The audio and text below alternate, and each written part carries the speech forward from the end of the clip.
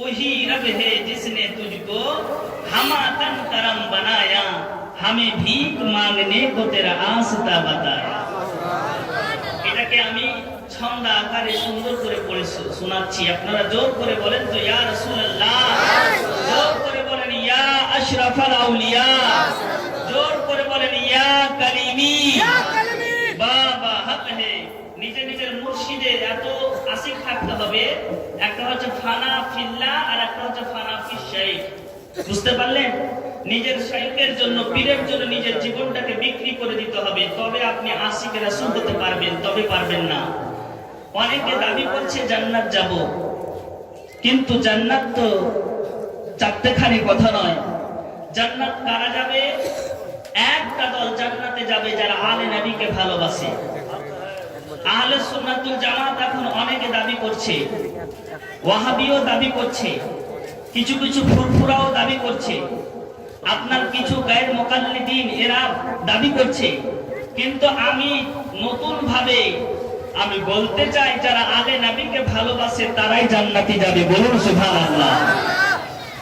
নামটা শুনেন। ওহি রব है जिसने तुझको हमदन करम बनाया, हमें भीख मांगने को तेरा रास्ता बताया, तुझे हमद है खुदाया। यही बोले सिदरा वाले, यही बोले सिदरा वाले, चमने जहां के थाले। यही बोले सिदरा वाले, यही बोले सिदरा वाले, चमने जहां के थाले। सभी मैंने छान डाले, सभी मैंने छान डाले, तेरे पाए का न पाया, तुझे यकीन की बनाया। আরেকটা ছন্দ, চমৎকার ছন্দ পড়ছি।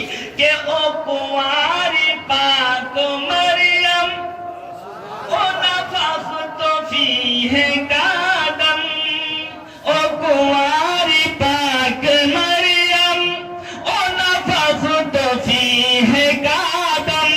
হে আজব নিশানে আজম, হে আজব নিশানে আজম, मगर मोना का जाया, वही सबसे अफजल आया। আমার রাসূলুল্লাহর মতন আফজল কেউ আসতে পারেনি। তাই তো আলা হযরত বলতেছেন যে ও কমালে হুসনে হুজুর হে কে গুমানে নকশে জাহাं नहीं, अरे यही फूल खार से दूर है, यही सम्मा है के धुआं नहीं। আমার রাসূলুল্লাহর মতন সুন্দর পৃথিবীতে কেউ জন্ম দিতে পারেনি। আমার নবীর মতন সুন্দর পৃথিবীতে কেউ আসেনি। তাই মোল্লা ওয়াহাবিকে বলতে চাই, নবীকে আমার মতো বলছো? উঠছে দেখেন, আপনার ইউজুবি, আপনার মালদা ইউনিভার্সিটিতে একটা সিলেবাস আছে। সিলেবাস যেটা হচ্ছে আপনার সনেট নাম্বার 21, হাসান বিন সাবিতের কবিতা। 21 নম্বর সনেটে পরিষ্কার লেখা আছে, মা আজমাল মিন কালাম তারা কাতঈনি ওয়া আকমাল মিন কালাম তালিদিন নিসা। তখনকার যুগে, আর এখন নয়, নবীর জামানাতে হাসান বিন সাবিত, যার উপাধি হচ্ছে শায়রুন নবী, যার উপাধি হচ্ছে শায়রুর রাসূল, সে শায়রুন নবী বলতেছেন, নবী গো আপনার মতো সুন্দর আমি চোখে কাউকেই দেখতে পাইনি। আরে জোর করে বলেন সুবহানাল্লাহ, আরে প্যার সে বলো সুবহানাল্লাহ। আমার রাসূলুল্লাহর মতন কেউ সুন্দর আসেনি। হাসান বিন সাবিত আরবি কবিতাতে বলছে যে ওয়া আকমাল মিন কালাম তালিদিন নিসা, হুজুর আপনার মতন সুন্দর তো আসেনি, এটা থাক, কিন্তু আপনার মতন পণ্ডিত, আপনার মতন কামাল, আপনার মতন সৌন্দর্য, আপনার মতো রূপময় পৃথিবীতে কাউকেই দেখতে পাইনি। এমন কি পৃথিবীর বড়মা আপনার মতন সুসন্তানকে জন্ম দিতে পারেনি। আমার নবীর মতন সন্তান পৃথিবীতে কেউ আসেনি। তারপরে একটা বিয়ে সিলেবাস আছে, গ্রাজুয়েশন যারা করেছেন তাদেরকে বলবো, তাতে লেখা আছে হাসান বিন সাবিত বলতেছেন যে কত সুন্দর ভাবে শুনেন, ইয়া বিকরা আমিনাতাল মুবারাকু যিকরুহু ওয়ালাদাত মুহসানাতুন বিসাদিল আসআদে নূরান আদা আলাল বারিয়াতে কুল্লাহা মান ইউহদা লিনুরিল মুবারাকে ইয়াহতাদি। ইয়া রাসূলুল্লাহ, ও আমিনার প্রথম সন্তান, ও আমিনার কল্যাণময় সন্তান, ও আমিনার ধন্যময় সন্তান, আপনাকে আপনার মা অত্যন্ত ধন্যতার সহিত জন্ম দিয়েছে। আপনার মতন আপনার নূরে সারা পৃথিবী নূরময় হয়েছে। আপনার নূর ইব্রাহিম নবী পেয়েছে, আপনার নূর মুসা নবী পেয়েছে, আপনার নূর ইব্রাহিম আলাইহিস সালাতু তাসলিম পেয়েছে, আপনার নূর হযরত ইসমাঈল জাবিহুল্লাহ পেয়েছে, আপনার নূর কালিমি পেয়েছে, আপনার নূর আশরাফি পেয়েছে, আপনার নূর রাজবি পেয়েছে, আপনার নূর বরকতি পেয়েছে, আপনার নূর খাজা মাইনুদ্দিন পেয়েছে, আরে আপনার নূর গাউসে পাক পেয়েছে, আপনার নূর আলাউল আকবার নবী পেয়েছে, আপনার নূর তামাম ওলি পেয়ে গেছে।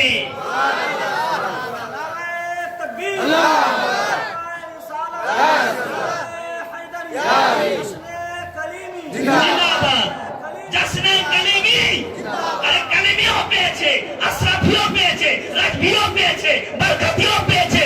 ও ঝগড়া করনে वाला ওলি, যারা আশরাফিকে দূরে সরিয়ে দাও, যারা কালিমিকে দূরে সরিয়ে দাও, কালিমির মধ্যে বিভেদ সৃষ্টি করনে वाला, আশরাফির মধ্যে বিভেদ সৃষ্টি করনে वाला, আমি তাদেরকে উচ্চ করে বলতে চাই যে দেখেন, সিলসিলা সবটাই সিলসিলা, পাক সিলসিলা, হক সিলসিলা।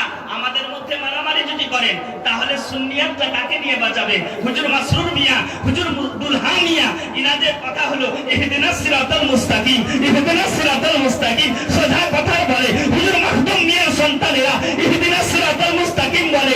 তাই তো হার ওলি এক আছে, হার ওলি এক জায়গায় আছে, এক একটা সাথ বেরিয়ে গেছে। বলুন সুবহানাল্লাহ। তার নিজ নিজ পীর মুর্শিদকে মাথায় রাখতে হবে, আর অন্যান্য আল্লাহর ওলিদেরকে ভালোবাসতে হবে, তাই না? আর যে আলিম বলবে এ আশরাফি আছে, এ রাজবি আছে, এ কালিমি আছে, যারা বিভেদ সৃষ্টি করবে সেই আলিমের গলায় ধাক্কা দিয়ে স্টেজ থেকে বের করে দেন, এতে কোনো সন্দেহ আসবে না। কারণ একটা জিনিস খেয়াল রাখবেন, আলিম যেমন হোক না কেন, আমি আহলে ইসলামকে বলছি, আলিম যেমন হোক না কেন, আলে রাসূলের মহব্বত যদি তার দিলের মধ্যে থাকে, তাহলে আমি মাওলানা ইব্রাহিম বলছি তার পায়ের জুতা আমার মাথার তাজ মনে করব। আলে নবীকে ভালোবাসা নবী বলতেছেন, নবী বলতেছেন আনা তারিকুম ফিকুম সাকালাই। ও মানুষ, জান্নাতের আশা করছো? দেখে নাও কুফা শহরে কি হলো। আমার মতন আলিম, আমার মতো আলিম হোসাইনকে শহীদ করে দিয়েছে।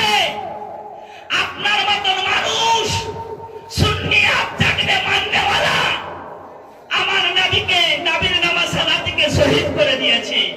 তাদের দিলের মধ্যে আলে রাসূলের মহব্বত ছিল না, তাদের মধ্যে মুফতিও ছিল, হযরত ছিল না, মুহাদ্দিস ছিল, মুহাদ্দিস ছিল, মুফাসসির ছিল, মুহাক্কিক ছিল, সর্ব প্রকারের লোক ছিল।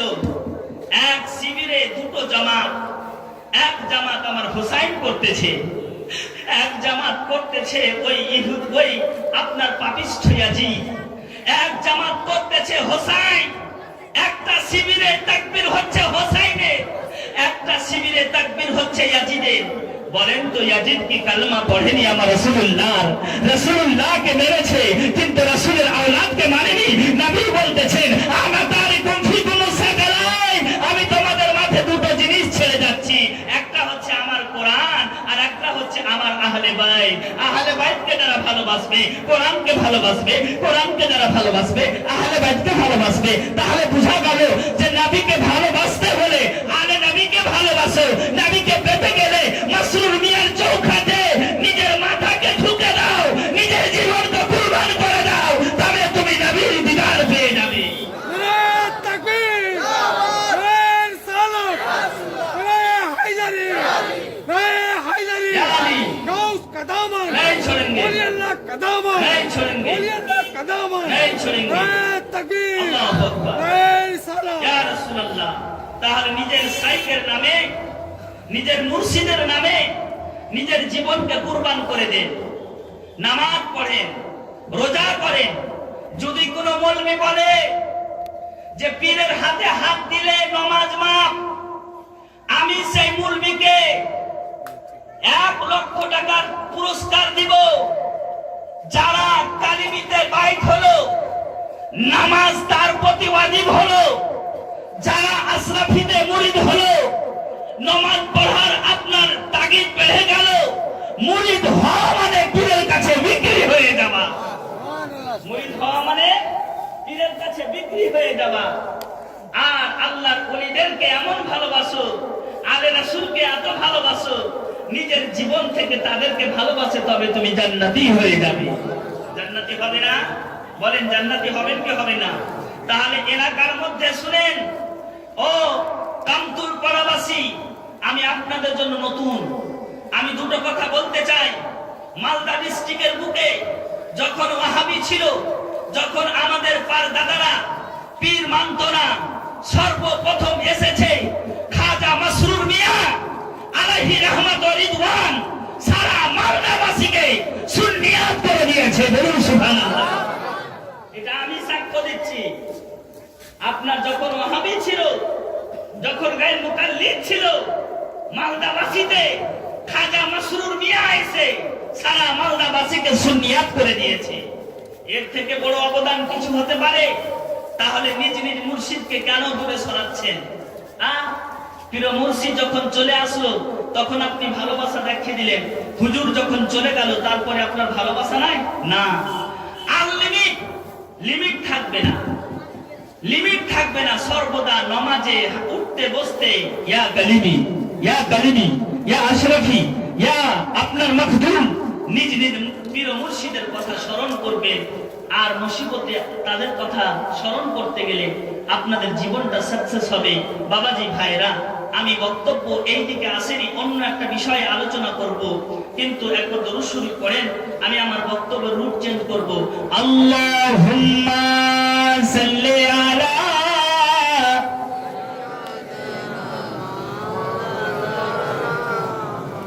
মুহাম্মাদ ওয়া আলা আলি মাওলানা মুহাম্মদ সাল্লাল্লাহু আলাইহি ওয়াসাল্লাম। একটাই কথা মনে রাখবেন, ওলিরা জাহান্নামের পথ দেখায় না, জান্নাতের পথ দেখায়। তাহলে বোঝা গেল ওনাদের পিছনে যদি থাকি তাহলে জান্নাত পাবো। একটা হাদিস শুনিয়ে দিই, মনে পড়ে গেল। আচ্ছা, নবী কাকে শাফাআত করবে? ও কামতুর পাড়াবাসী শুনেন, এই কথাটা গৌর করে শুনেন। সকলকে বলতেছি, নবী কাকে শাফাআত করবেন? নবী ওকে শাফাআত করবে যার জন্য শাফাআত করনেওয়ালা থাকবে না, তাকে শাফাআত করবে। আর ওলি কোনেরা ওদেরকে শাফাআত করবে। আপনার নিজ নিজ ঝান্ডা তলে, তালিমির ঝান্ডার তলে আপনারা থাকবেন, আর ঝান্ডার তলে থাকবে নিজের নিজের পীর মুর্শিদ, জান্নাতের দিকে নিয়ে যাবে। বলুন সুবহানাল্লাহ। নবী শাফাআতের মালিক, আল্লাহ শাফাআতের মালিক, রাসূলুল্লাহ বাঁধনেওয়ালা। কিন্তু আমার রাসূলুল্লাহ সাল্লাল্লাহু আলাইহি ওয়াসাল্লাম খাস করে যারা সিলসিলা ভুক্ত, 4টা সিলসিলা আছে না, 4টা সিলসিলার আল্লাহর ওলিদেরকে পাওয়ার দিবে, নিজ নিজ মুরিদকে তোমরা জান্নাতে নিয়ে যাও। আর আমার রাসূলুল্লাহ মাহমুদ বলে একটা জায়গার নাম, হামদের জায়গাতে মাথা অবনত করবে, সাজদা পড়ে থাকবে। 7 দিন পর সাজদা উঠার পর জাহান্নামের আগুনে ঝাঁপ দিয়ে রাসূলুল্লাহ পড়ে যাবেন। জাহান্নামের আগুন রাসূলকে পোড়াতে পারবে না। এই জন্য যে নবী হচ্ছে নূরের তৈরি, নবী নূরের তৈরি বলে জাহান্নামের আগুন রাসূলকে পোড়াতে পারবে না। আর নবী আমার গুনাহগার উম্মতের পাখনা ধরে ধরে জান্নাতের দিকে যাও যাও বলে বলবে। বলুন সুবহানাল্লাহ। বাবাজি ভাইরা, আমি আয়াতে কারিমা তেলাওয়াত করেছি, ওয়া রাফা'না লাকা যিকরা। হাবিব তোমার রিফাতকে, হাবিব তোমার সম্মানকে আমি বুলন্দ করে দিলাম। আমি তোমার রিফাতকে এত উঁচু করলাম যে কেউ সেটাকে মাপতে পারবে না, কেউ সেটাকে ধরতে পারবে না, বুঝতে পারবে না। তাই তো আলা হযরত বলতেছেন যে ও কমাল হুসনে হুজুর হে কে গুমানে নকশে জাহান नहीं यही फूल खाल से दूर है यही सब महक धुआं नहीं। তারপরে এগিয়ে বলতেছেন सरवर कहूं के मालिक मौला कहूं तुझे बागे खलील कबूल ज़ैबा कहूं तुझे तेरे तो वस्फ ऐब तनाही से है बड़े हैरान हूं मेरे शाह मैं क्या क्या कहूं तुझे। लेकिन न जाने खत ने सुकन इस पे कर दिया कि खालिक का बंदा खालता आका कहूं तुझे। একটা ঘটনা শোনাই, আপনাদের জীবনে কাজে লাগবে। অনেকে বলে যে নবী 40 বছর বয়সে নবুয়ত পেয়েছে। এই কথাটা ইসলামের ইতিহাসে গলত লেখা আছে, ভুল। নবী কখন নবুয়ত পেয়েছে হাদিসে রাসূল শুনেন। আল্লাহর নবী জাহানের বাদশা আমিন আল্লাহর মুরদুলাল আহমদ মুজতবা মক্কাবাসীতে ঘোরাফেরা করছে। হঠাৎ করে দুজন ফেরেশতা চলে আসলো নবীর কাছে। কজন ফেরেশতা? দুইজন ফেরেশতা। আতানি মালাকানে, নবী বলেন দুজন ফেরেশতা আমার কাছে চলে আসলো। একটা ফেরেশতা আকাশে তারাজু নিয়ে থাকলো, একটা ফেরেশতা নিচেই থাকলো। মাচালকে বলো সুবহানাল্লাহ। ঘটনাটা শুনবেন তো ঈমান তাজা হয়ে যাবে। একটা ফেরেশতা আকাশে ঝুলে আছে তারাজু নিয়ে, আর একটা ফেরেশতা নিচে আছে। নিচের ফেরেশতা একটা তারাজুতে আপনার একজন মানুষকে চাপিয়ে দিল, আর একটা পাল্লাতে নবীকে চাপিয়ে দিল। নবী বলতেছেন ফারাহাজতুহুম, আমি ভারী থাকলাম। আর একটা পাল্লাতে, এবার তো হলো না। ট্রাই করার জন্য নবীকে মাপার জন্য শুরু করেছে, মাপতে ওজন করতে। একটা পাল্লাতে 10 জনকে চাপানো হলো, একটা পাল্লাতে নবীকে চাপানো হলো। নবীকে ওজন করতে শুরু করেছে ঝুলে থাকা ফেরেশতা, আকাশের ফেরেশতা। নবী বলতেছেন আমি 10 জন থেকেও ভারী থাকলাম, আমি 10 জন থেকেও ভারী থাকলাম। নিচের ফেরেশতা বলছে 10 জন নয়, এবার 100 জনকে চাপিয়ে দেখি। এবার 100 জনকে চাপিয়ে দেখি নবীর কতটা ওজন হতে পারে। নবী পাক সাল্লাল্লাহু আলাইহি ওয়াসাল্লামকে 100 জনের সঙ্গে যখন মাপতে শুরু করলো, নবী বলতেছেন ফারাহাজতুহুম, আমি ওজন থাকলাম, ভারী থাকলাম।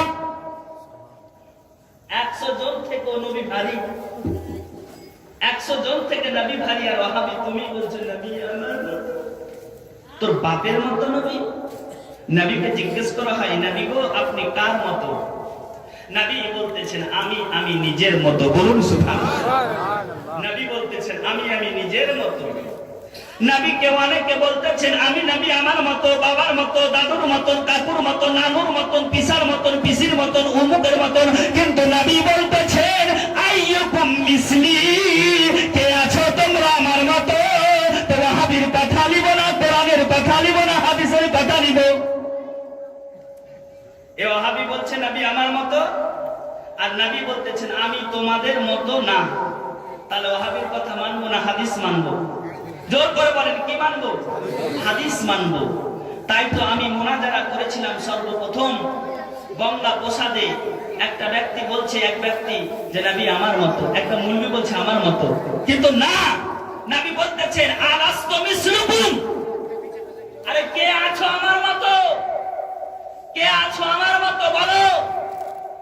ওসমান দাঁড়িয়ে থরথর করে কাঁপতে লাগলো, আবু বকর সিদ্দিক কাঁপতে শুরু করেছে, ওমর ফারুক কাঁপতে শুরু করেছে।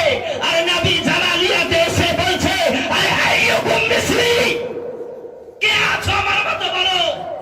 ওমর তুমি কি আমার মতো? ওমর বলছে না ইয়া রাসূলুল্লাহ, আপনি আপনার মতো আমরা হতে পারি, আপনি হচ্ছেন নূরের তৈরি। নবী বলতেছেন আনা মিন নূরিল্লাহ ওয়া কুল্লু শাইইন মিন নূরি, আমি খোদার নূরে তৈরি, আর ওয়াহাবি বলছে মাটির তৈরি। তো কোরআন দেখেন, হাদিস কোরআনের মধ্যে কতটা ডিফারেন্স। ওরা পার্থক্য করছে বাবাজি ভাইরা।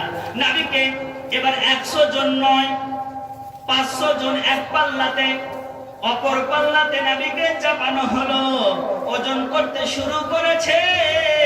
নবী আমার ভারী থাকলো। এবার 500 জন নয়, 1000 জনকে একটা পাল্লাতে চাপিয়ে দিল। আমার রাসূলুল্লাহকে একটা পাল্লা চাপিয়ে দিল। নবী বলতেছেন আমি 1000 থেকেও ভারী থাকলাম। 1000 মানুষ থেকেও ভারী থাকলাম।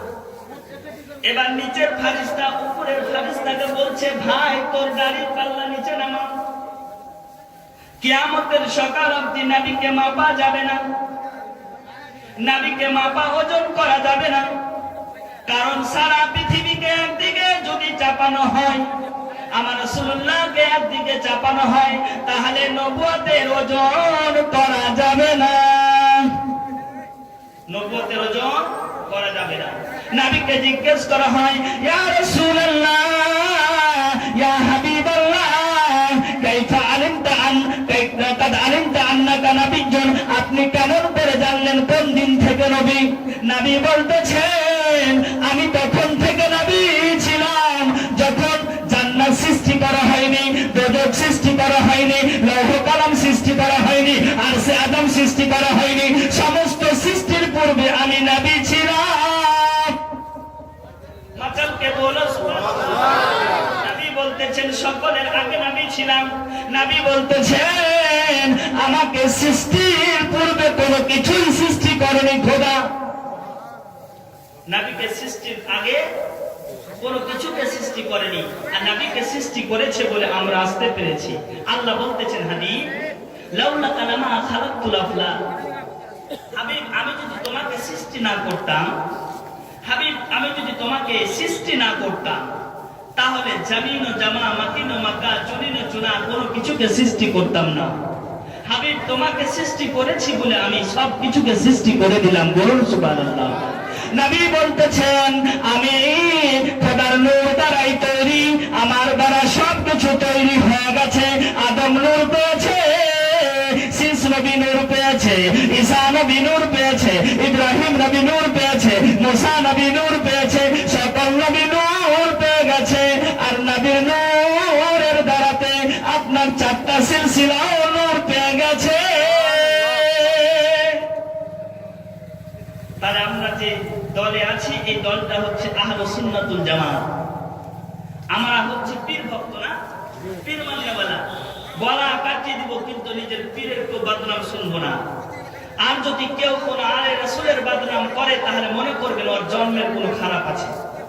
আলে রাসূলের বদনামি চলবে না, আলে রাসূলের গীবত চলবে না, আলে রাসূলের গীবত চলবে না। আলে রাসূলের গীবত যে করবে আর মনে করে নিবে জন্মে তার কিছু না কিছু কমতি আছে। হর আলে নবী পাক আছে, হর আলে রাসূল পাক আছে, হর আলে রাসূলকে ভালোবাসতে হবে, এটা কমন। আসি একটা দরুদ শরীফ পড়ি, একটা আমি বাংলা নাত আপনাদেরকে শোনাবো, আপনারা শুনবেন তো? বাহ, সুবহানাল্লাহ সুবহানাল্লাহ। দরুদ শরীফ পড়েন ঝুমঝুমকে। আল্লাহুম্মা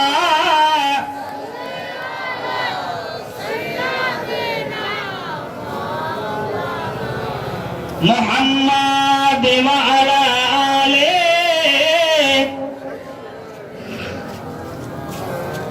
মাওলানা মুহাম্মদ। আমার সাথে সাথে বলবেন নতুন নাত বাংলা। আমার নবীজির সম্মান আল্লাহু আল্লাহ, আল্লাহু আল্লাহটা আমার সাথে বলবেন, জিকিরও হয়ে যাবে। আমার নবীজির সম্মান আল্লাহু আল্লাহ, আল্লাহু আল্লাহ, বলো জি আল্লাহু আল্লাহ। আমার নবীজির সম্মান আল্লাহু আল্লাহ। একদিন বুঝে হেলে এসে নবীজিকে কয়, আবু জেহেল এত দুষ্টমি করেছে নবীর সাথে। নবীকে বলছে আকাশের চাঁদটা 2 টুকরো করে দেখাতে পারলে আমি ঈমান এনে যাব। নবী বলতে ভাতিজা তুমি তো ঈমান আনবে না, তবে আমি করে দেখাচ্ছি যেহেতু তুমি বলছো। নবী বল আপনার একদিন বুঝে হেলে এসে নবীজিকে কয় আমার হাতে কি আছে বলো শুনতে চাই। ইয়া রাসূলুল্লাহ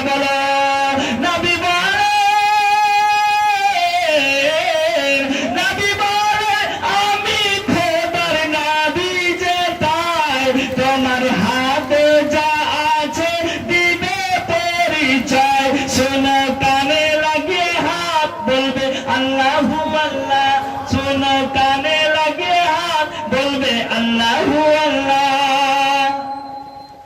এবার নবী পাক সাল্লাল্লাহু আলাইহি ওয়াসাল্লাম বলতেছেন কেমন সুন্দর করে, একটি হরিণ বাঁধা রয়েছে গাড়ির জালে, প্রিয় নবীকে দেখে হরিণী বলে, একটি হরিণ বাঁধা রয়েছে গাড়ির জালে, দয়ার নবীকে দেখে হরিণী বলে, আমার বাচ্চা আছে ইয়া রাসূলুল্লাহ, আমার বাচ্চা আছে, একটু সময় পেলে জীবনের মতো দুধ খাইয়ে আসতাম ফিরে। নবী বলতেন যাও যাও যাও যাও, চলে যাও। সঙ্গে সঙ্গে হরিণ চলে গেল, দুধ পান করে চলে আসলো, নবীর মজেজা জাহির হয়ে গেল। এবার নবী বলছেন, নবী বলেন ওমর একটু কাছে এসো। ইমানের এবার পরিচয় হবে এই ছন্দটার মধ্যে। হ্যাঁ, নবী বলেন ওমর একটু কাছে এসো, বলো কতটা আমারে ভালোবাসো। ওমর বলতেছে, আমি আমার জানের পরে নবীকে ভালোবাসি, আমি আমার জানের পরে নবীকে ভালোবাসি। নবী, আমার জানের পরে আপনাকে ভালোবাসি। নবী বলতেছেন, ঈমান পূর্ণ হলো না ওমর, ঈমান পূর্ণ হলো না। এবার ওমর ফারুক কি বলছেন শুনেন। ওমর ফারুক বলেন, এবার চিন্তা করে বুঝেছি ঈমানটা যে কারে বলে। দয়ার নবীকে প্রাণ ছেড়ে নবীকে ভালোবাসিলাম, নবীর নামে জীবনকে করিলাম কুরবান। নবী বলতেছেন, পূর্ণ হইল যে ঈমান, আল্লাহু আল্লাহ, পূর্ণ হইল যে ঈমান, আল্লাহু আল্লাহ। একবার দুরূদ শরীফ পড়েন, আগে বাড়ি আল্লাহুম্মা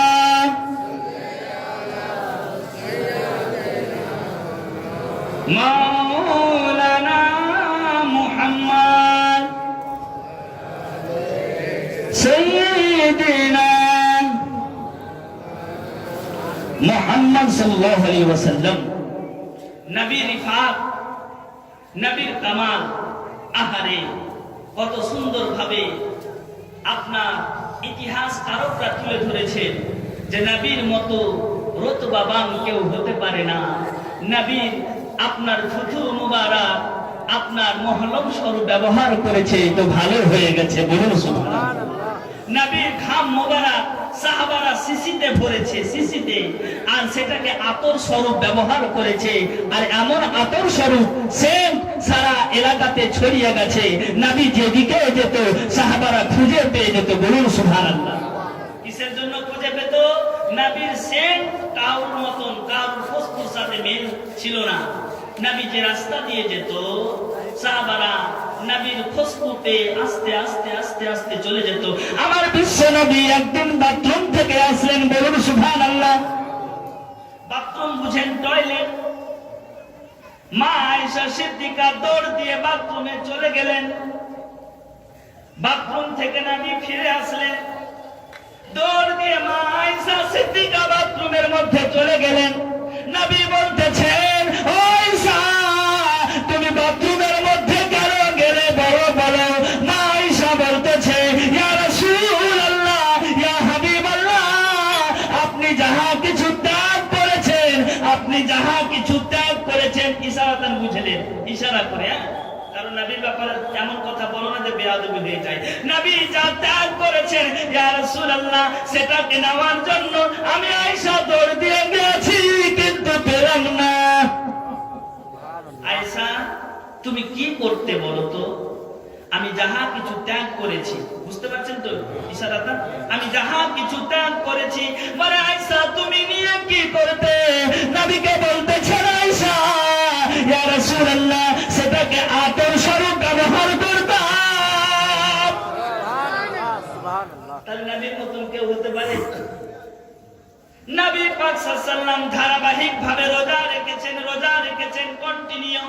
ইফতার করেনি, ইফতার করে না করে সেহরি না খেয়ে নবী রোজা রেখেছেন। রোজা রাখতে নবীর মধ্যে কোন রকম চেঞ্জিং আসেনি, নবীর মধ্যে পরিবর্তন আসেনি। সাহাবাগণ নবীকে ফলো করার জন্য রোজা রাখতে শুরু করে দিয়েছে। ইয়া রাসূলুল্লাহ, আপনাকে ফলো করে আপনার মতো রোজা রাখবো আমরা। রোজা রাখতে যেমন শুরু করেছে ওমর ফারুক 10টা 4টা 5টা রোজা রেখেছে, না খেয়ে আস্তে আস্তে দুর্বল হতে শুরু করেছে। অন্যান্য সাহাবাগণেরা নবীকে দেখার পর আস্তে আস্তে দুর্বল হতে শুরু করলো রোজা রাখার পর। নবী বলতেছেন, তোমরা তো আমার মতো নও, সুবহানাল্লাহ, তোমরা কেন ধারাবাহিক রোজা রাখছো? তোমাদের প্রতি ধারাবাহিক রোজা রাখা জায়েজ নয়। নবী বলতেছেন, আমি রাত্রে খোদার কাছে চলে যাই, তোমরা তো রাত্রে খোদার কাছে যাও না। হাদিসে আছে, বুখারী শরীফের হাদিস, নবী বলতেছেন, আবি তো রাব্বি ওয়া উতউনি ওয়া উসকুনি, আমি রাত্রিবেলা গোপনে খোদার কাছে চলে যাই আর খোদা আমাকে খাবার দেয়। বলুন সুবহানাল্লাহ। কেমন করে? ইতিহাস শুনবেন, মাত্র 10 মিনিটের বক্তব্য দিব। 10 মিনিট বলে আপনাদের প্রধান অতিথি চলে আসবে। মেরাজের ঘটনা আমার মুখ দ্বারা একবার শুনেন, কেমন করে মজা পাবেন। নবী পাক সাল্লাল্লাহু মক্কাতে বসে আছেন, মসজিদে হারামে আরাম করতেছেন। ইতিহাসে লেখা আছে নবী ইবাদত করতেছেন। হঠাৎ করে হযরতে জিবরাইল আমিন এসে বলছে, ইয়া রাসূলুল্লাহ, খোদা আপনাকে বলালো, দেখো। তার আগে আল্লাহ তাআলা বলতেছেন, আমার হাবিব মেরাজ করে রাতারাতি আমার কাছে আসবে, জান্নাতকে সাজিয়ে নাও। তাহলে জান্নাতকে সাজানো ছিল না? জান্নাত সাজানো ছিল, আবার নতুন করে নতুন সাজে সাজিয়ে দেওয়া হলো। জাহান্নামের ফেরেশতাকে ডেকে বলছে, ও জাহান্নামের ফেরেশতা, আজকে আযাব দেওয়া বন্ধ করে দে, আযাব দেওয়া চলবে না, বাদ দে। টেনশন নিতেই হবে না, টেনশন করতেই হবে না, কারণ বিশ্বনবী আজকে মেরাজ করতে আসবে, তোদেরও ছুটি। জাহান্নামকে বন্ধ করে দেওয়া হলো। জাহান্নামে যারা পড়তেছিল আরাম পেয়ে গেল নবীর জন্য, আমার রাসূলুল্লাহর জন্য আরাম পেয়ে গেল। সঙ্গে সঙ্গে হযরতে জিবরিল আমিন আপনার বোরাকের মাধ্যমে মসজিদে হারাম থেকে মসজিদে আকসা অবধি নিয়ে গেলেন। বলুন সুবহানাল্লাহ। তারপরে 2 রাকাত নামাজ পড়াতে শুরু করেছেন। তো দেখতেছেন পিছে ইব্রাহিম নবী, ইসমাইল নবী, মুসা নবী, ঈসা নবী, আদম নবী, হযরতে ইয়াহইয়া নবী, হযরতে মুসা নবী, तमाम নবী হাজির আছে। ওয়াহাবি তুমি বলতেছো নবী মরে গেছে। আমি লক্ষ লক্ষ টাকার চ্যালেঞ্জ করে বলতে চাই, হর নবী আদম থেকে নিয়ে ঈসা অবধি কেউ মরেনি, জিন্দা আছে। আর নবী তো দূরের কথা, মাসরুর মিয়া জিন্দা আছে, কাসিম পিয়া জিন্দা আছে, মকদুম পিয়া জিন্দা আছে, হর ওলি জিন্দা আছে, আপনার আমলকারী ব্যক্তিরাও জিন্দা আছে, মরেনি। আর তুমি নবীর কথা বলছো, ওলি তো মরেনি। ওলির কথা বলো আগে। আল্লাহ বলতেছে, আলা, সাবধান, আলা ইন্না আউলিয়া আল্লাহি লা খাউফুন আলাইহিম ওয়া লা হুম ইয়াহজানুন। আমার ওলিদের কোনো টেনশন নাই, নো টেনশন। ইহকালে না পরকালে আল্লাহর তরফ থেকে তারা রিজিক পেতে থাকে। ওলিদের এতটা পাওয়া, প্রত্যেকটা ওলির এক একটা কাজ আল্লাহ দিয়ে দিয়েছে না? এক একটা ওলির এক একটা কাজ দিয়েছে। গৌসে পাকের আলাদা কাজ, খাজা পিয়ার আলাদা কাজ, মাখদুম পিয়ার আলাদা কাজ, হুজুর খাজা মাসরুর মিয়ার আলাদা কাজ। এক একজন এলাকাতে এক একজন ওলি এসে আপনার হেদায়েত করে নিয়েছে। সারা পৃথিবীতে আমার গৌসে পাক মুসলমান করে নিয়েছে। করেনি মুসলমান? সারা এলাকাতে ভারতবর্ষের বুকে হিন্দু ছড়িয়েছিল, হিন্দু। আর আমার খাজা পাক আসার পর সারা পৃথিবীকে মুসলমান করে নিল। ওলিদের দেখেন কত বড় নজর। একটাই নজর, আর আমাদের নজর তো বহু নজর, কিন্তু আমরা কাজ করতে পারি না। আমার নবী আমার নামাজ পড়াতে শুরু করেছে, পিছনে ইব্রাহিম নবীকে দেখলেন, বলে ইব্রাহিম তুমি তো মাজারে ছিলে, কেমন করে আসলে? বলুন সুবহানাল্লাহ। ইব্রাহিম নবী বলতেছেন আল্লাহ আমাকে আগেই সংবাদ দিয়েছে, ও ইব্রাহিম অমুক তারিখে নবী মেরাজ করতে যাবে, তোমাদের রাস্তা দিয়ে তোমরা নিজ নিজ কবরে দাঁড়িয়ে যাবে, নিজ নিজ কবরে ইস্তেকবাল করবে। হযরতে নবী জামান বেআবি নবী বেমিসাল নবী বলতেছেন আমি মেরাজের রাত্রে যখন বোরাকে চেপে আসতেছিলাম, তখন মুসাকে দেখলাম নিজ কবরে দাঁড়িয়ে নামাজ পড়তেছে।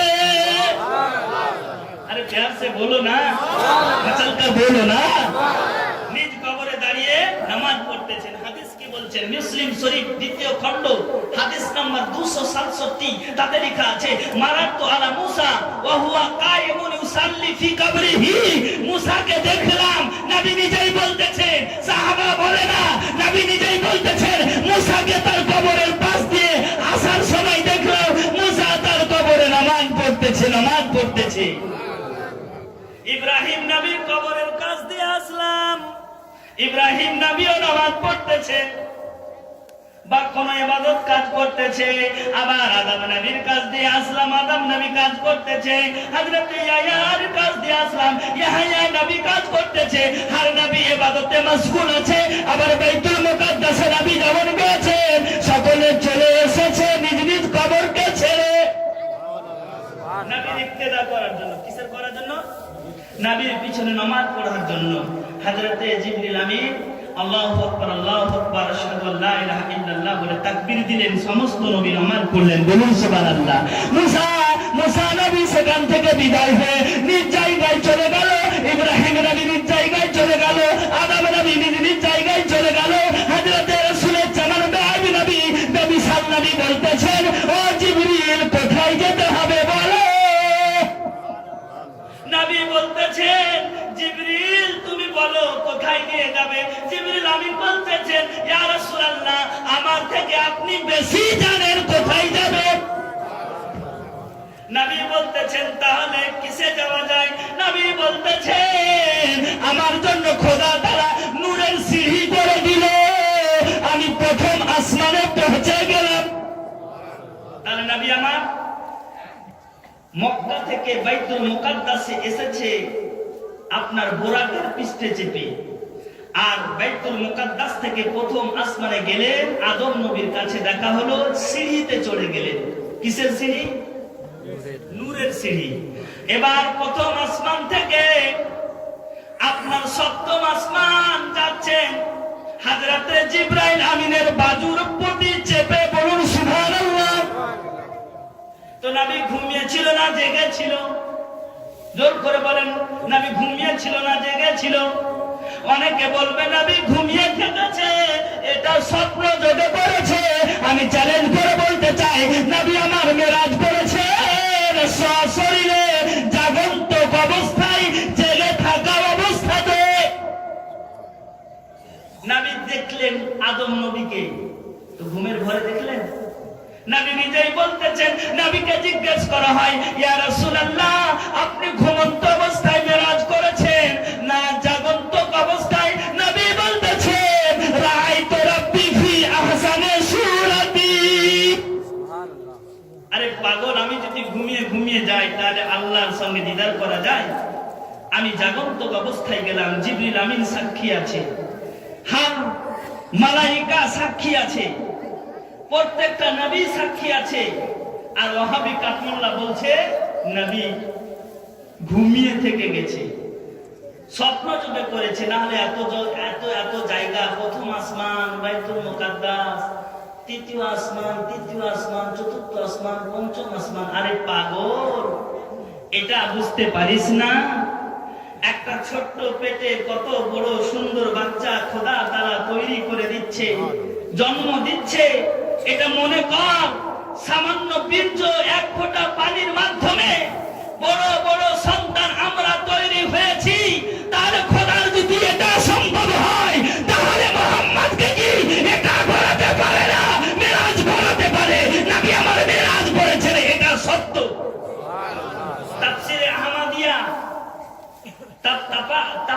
আকিদাতে আহমাদিয়া পৃষ্ঠা নাম্বার 408 মধ্যে লেখা আছে, যারা নবীর মেরাজকে জাগন্তক অবস্থায় মানবে না, আবার রিপিট করছি কথাটা, রিপিট, যারা জেগে থাকা অবস্থায় নবীর মেরাজকে অবমাননা করবে, ভেবে নেবেন সেই ব্যক্তি পথভ্রষ্ট হয়ে গেছে, সেই ব্যক্তি আপনার গুমরাহ হয়ে গেছে, সেই ব্যক্তি ফাসিক হয়ে গেছে।